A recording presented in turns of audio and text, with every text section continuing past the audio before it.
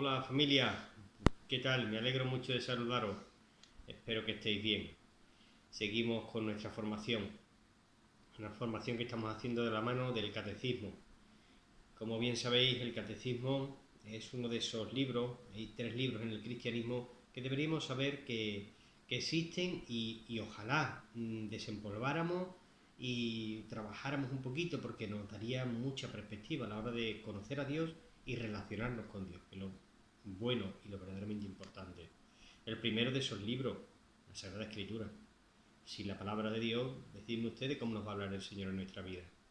Es imprescindible que conozcamos no solamente que hay una Biblia, sino que esa Biblia la vayamos leyendo, vayamos asimilándola, vayamos haciendo lo posible por digerir esa palabra con la que el Señor nos mira y con la que el Señor se dirige a cada uno de nosotros. Pero está también el catecismo, que es lo que en estas catequesis estamos desmenuzando. El catecismo es, como yo le digo a los pequeños cuando les doy catequesis, el catecismo es el lugar al que podemos acudir para todas las dudas que tengamos.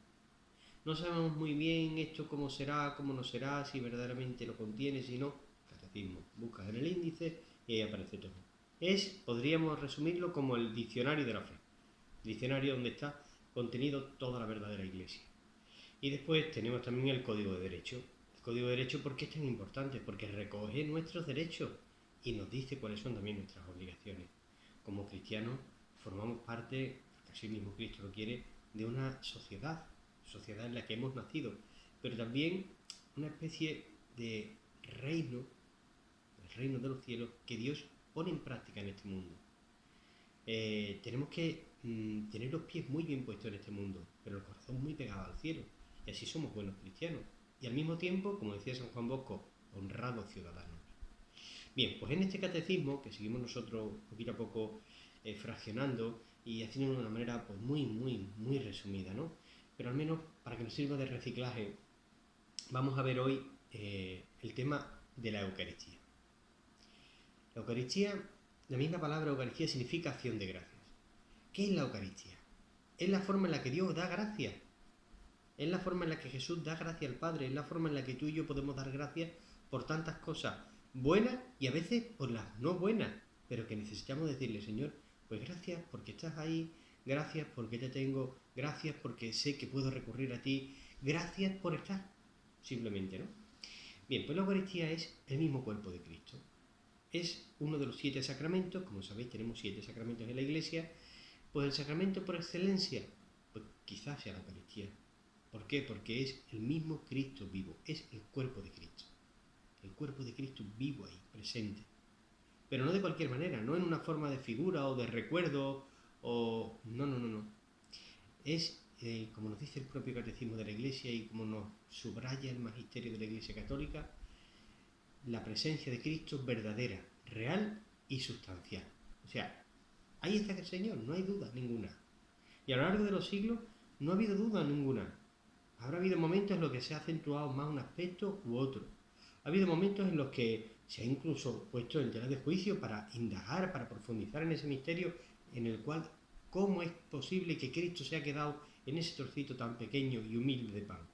Muy bien, eso es una labor que los teólogos no solamente pueden, sino que deben de hacer, porque nos ayudan a profundizar. No podemos quedarnos en la medicina con los mismos conocimientos que había en el siglo I, ni en el siglo XII, sino que ni en el siglo XX. Necesitamos ir avanzando, necesitamos volver otra vez al ser humano, necesitamos volver a la biología, necesitamos volver a la ciencia para avanzar. En la fe ocurre lo mismo. Es una ciencia que está viva y necesitamos profundizar. Dicen una expresión muy bonita del Concilio Vaticano II, que la Eucaristía es fuente y culmen de la vida de un cristiano. La fuente es el lugar de donde brota la vida. Evidentemente, la Eucaristía es de donde brota la vida para ti y para mí. Acudiendo a la Eucaristía y acudiendo de buena manera, que es lo importante, ahí encontramos la vida. ¿Qué vida? La vida en plenitud.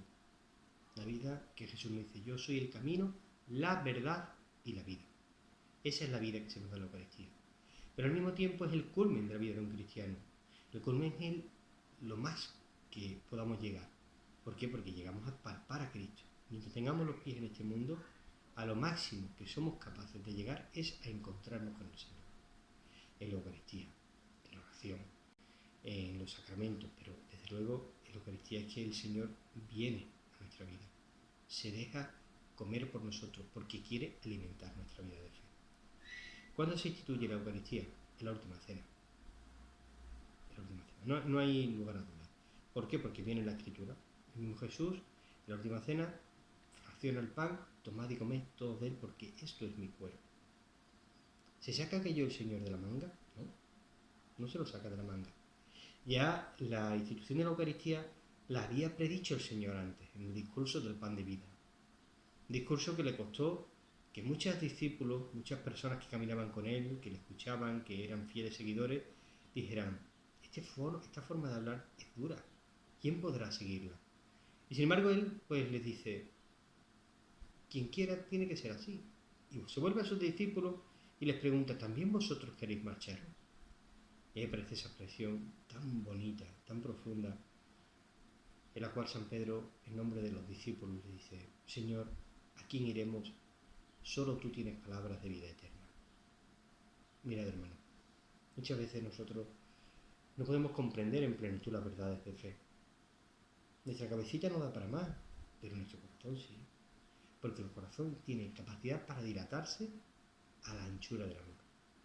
Y el amor, la medida la marca Jesús. Dejémoslo en nosotros acariciar por el Señor. Confiemos en lo que nos dice su propia palabra, su propia iglesia, lo que nos va diciendo el magisterio, lo que se nos explica, lo que nosotros podemos palpar con nuestra oración y con nuestra experiencia de fe, que no es ninguna locura ni ningún creer algo que una persona dice que existe, sino que es una realidad que tú y yo podemos poner en práctica con nuestro propio ejemplo y nuestra propia forma de vida. La Eucaristía, la Santa Misa, de alguna forma es la actualización del mismo acontecimiento que sucede en el Calvario, en aquella primera tarde del Viernes Santo. Jesús muere para redimir a la humanidad. Y muere una vez para siempre. ¿Pero qué ocurre?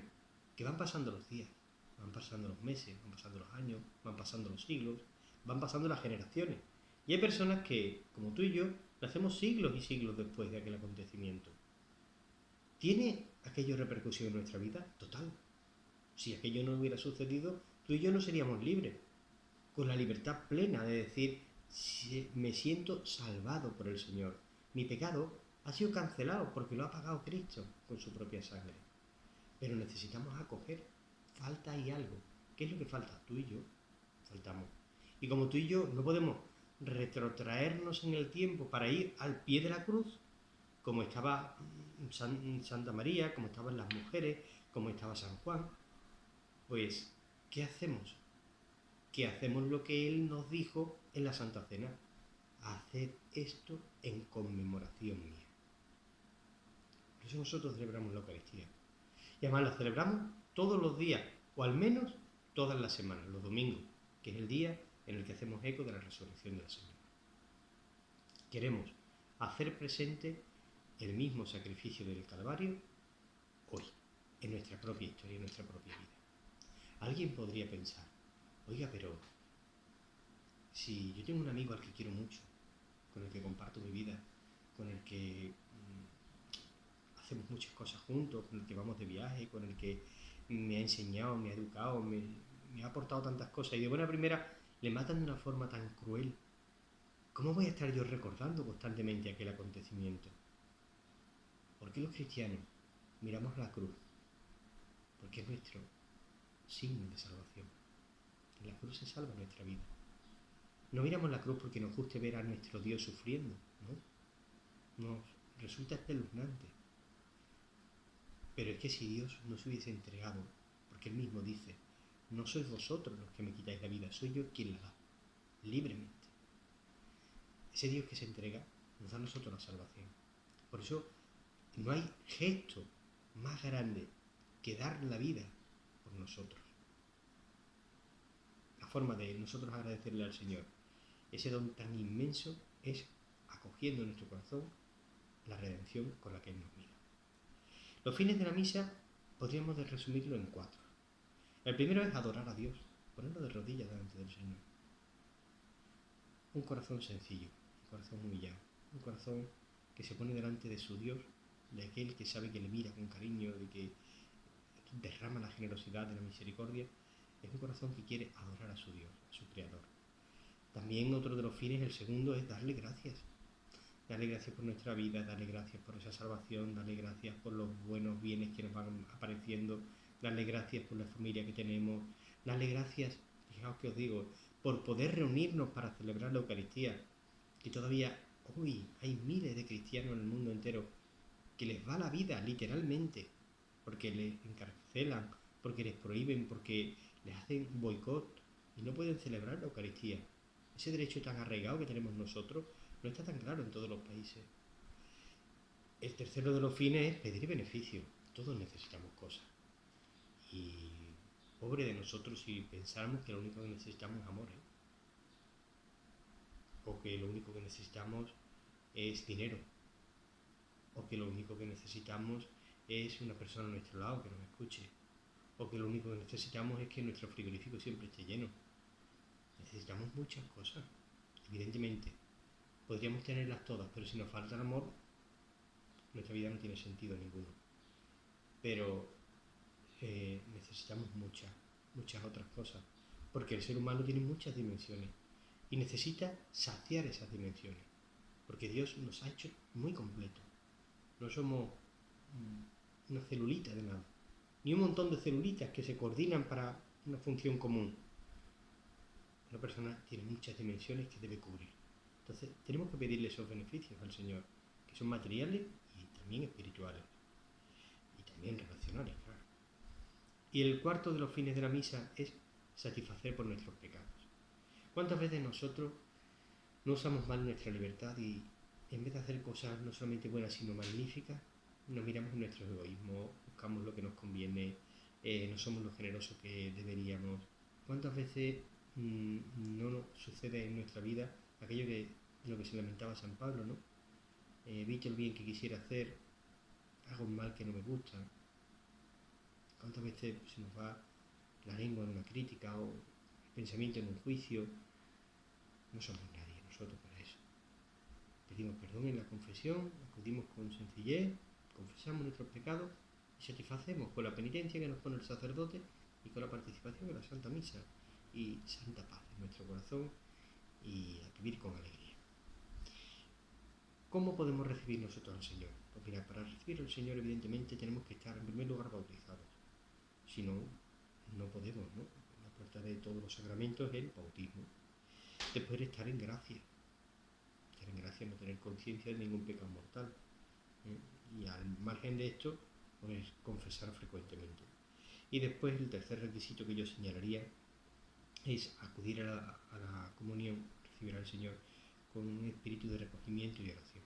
O sea, no podemos ir salvando a la gente por el pasillo, ni igual que cuando le recibimos venimos, pues no sé, comentando con todo el mundo, riéndonos de no sé qué, ¿no? No, venir recogido, o en oración, o con cantos de alabanza, que durante la Santa Misa se cantan, o metidos en el Señor, ¿no? Nuestro corazón en Cristo, porque Cristo nos lleva a Dios. Cristo es el mismo Dios. ¿Qué disposiciones debemos tener para recibir a Jesús? Lo hemos dicho antes, la gracia de Dios en nuestra alma, estar en gracia, ¿no? Estar en gracia supone también confesar con cierta frecuencia, no solamente cuando tenemos conciencia de un pecado mortal, ¿no? Que por supuesto, y cuanto antes mejor, sino también tener la inercia de confesar con cierta frecuencia. ¿Cuánto es cierta frecuencia? Bueno, pues cada uno, a medida que vaya avanzando, se dará cuenta de que el Señor le va pidiendo más, ¿no? Y cierta frecuencia, evidentemente, no es una vez cada 3 años. Cierta frecuencia, pues, cada X semanas, ¿no? Yo creo que una medida muy buena es cada mes, como mucho mes y medio. Porque, siendo sinceros delante de Dios, si nosotros vamos una vez al mes a confesar, siempre hay algo. Siempre, si abrimos la mochila con sinceridad y con luz, siempre hay una cosilla por la que pedir perdón. A veces son gordas, a veces son pequeñitas. Bueno, no detengamos en esas cosillas, ¿no? Importante, quitarla. Cuanto la mochila más vacía esté, más fácil nos será el camino que nos lleva al encuentro con el Señor. Después también segunda de las disposiciones, de las tres que voy a hablar, es guardar el ayuno eucarístico. Antes, hace unos años, el ayuno eucarístico las misas eran por la mañana, al alba, y el ayuno eucarístico pues había que guardarlo desde las 12 de la noche. No se podía tomar absolutamente nada. La Iglesia quiere facilitar. Era una norma de respeto, ¿no? No voy a mezclar al Señor con los alimentos que están en un proceso de digestión. Es una forma también de decir, voy a preparar incluso mi cuerpo para que físicamente note la recepción del Señor. Bueno, eso por facilitar un poco el acceso a la comunión se ha ido rebajando en horas y en tiempo. La Eucaristía ahora lo mismo la podemos celebrar a cualquier hora del día, de la noche, si fuese necesario, lo que sí que debe ser una hora cómoda y que pueda participar la gente. No tendría sentido yo celebrar en la parroquia a las 3 de la mañana solo un miércoles. ¿Quién va a acudir? Y sería un fastidio, ¿no?, para las personas tener que venir a esa hora. Pero que si hiciera falta porque hay una peregrinación o una vigilia de no sé qué, pues no hay problema ninguno. Lo importante es que se guarde al menos una hora de ayuno. Una hora de ayuno que supone no comer alimentos, no comer cosas, ¿no? No comer chucherías, no comer cualquier cosa que nosotros podamos comer a lo largo del día, ¿no? No porque sea malo, sino por guardar ese respeto al Señor. Una hora.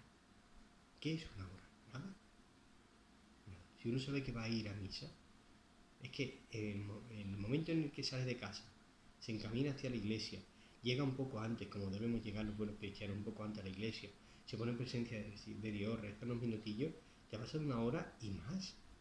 Ahora si salimos a -5, recién comido de nuestra casa, un poco de respeto, no es que sea pecado, pero hay que guardar el ayuno, hay que guardar el ayuno eucarístico. ¿Por qué? Porque eso nos va a llevar a la tercera de las disposiciones, ¿no? Saber a quién recibimos. Recibimos al Señor. Recibimos al Señor. Si fuésemos a recibir en nuestra casa a una persona importante, cantante que a nosotros nos fascine, o una persona del mundo de la política, o no sé, alguien importantísimo, ¿no? El Papa, pues ya ha venido a nuestra casa.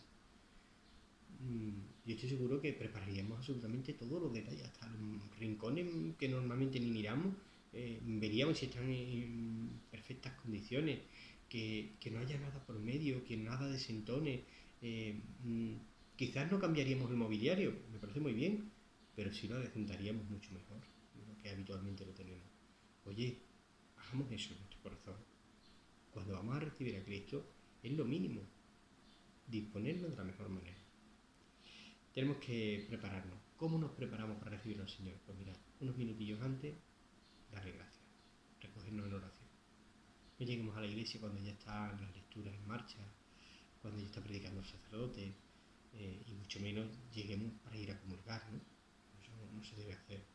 Se debe escuchar la palabra de Dios entera, se debe llegar con un cierto margen de tiempo, unos minutillos antes de la misa, en los que nos recogemos tranquilamente, en los que estamos allí serenando. Cuando un corredor va a hacer una maratón, no llega justo el momento antes del pistoletazo de salida. Está allí horas antes. Y está estirando, se está relajando, se está concienciando, incluso física y psíquicamente, para ese gran esfuerzo que va a hacer. Nosotros no tenemos que hacer ningún gran esfuerzo porque en realidad lo hace el Señor, pero que menos que correspondamos un poquito con nuestra disposición en el tiempo que le dedicamos. Y después, pues igual, termina la Santa Misa, podéis ir en paz. Pues que no sea una estampida, sino que tranquilamente nos sentamos. Gracias, Señor. Te acabo de recibir. Te acabo de recibir en la comunión o en la comunión espiritual, pero te acabo de recibir tu gracia. ¿Cuántas personas en el mundo darían lo que fuera por este momento en el que yo puedo venir cada vez que quiera? Pues dale gracias unos minutos. Hay un detalle muy bonito, y es que durante la Santa Misa rezamos todos juntos con el sacerdote que está celebrando unas oraciones que son preciosas. Yo confieso, el Gloria, el Credo, el Padre Nuestro. Son oraciones que nos hacen formar parte de la gran familia de la Iglesia. Un saludo